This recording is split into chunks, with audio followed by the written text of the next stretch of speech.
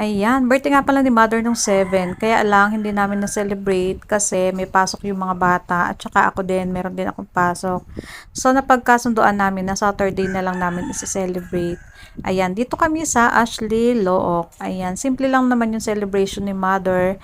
Kain lang kami sa labas, merienda with kanyang mga apo. Ayan. O, naghahanap na si mother ng mapepestuhan. Pero sabi ko, wag muna siyang maghanap kasi o-order muna kami. Kaya ayan, sabi ko mag-order muna kami. And nung nakapag-order na kami, ayan, pumasok na kami dito sa loob. Ayan, tingnan nyo yung place. Napakaganda, napakalinis at aircon. So, 'di ba?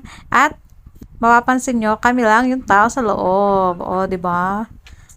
Solo-solo namin yung place. Oh. Kaya yan, habang naghihintay kami ng aming mga order, ayan, mag-cellphone muna mga person. O, di ba? Selfie. O, picture muna.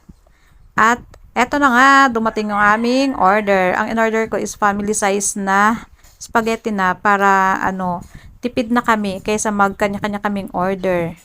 At ayan, hinalo ko muna kasi baka yung iba ay kunin lahat yung mga sauce at yung iba ay matira na lang yung pasta na walang sauce. So, kailangan haluin muna natin yan para ay lahat ay merong sauce. And, eto, mais con yelo.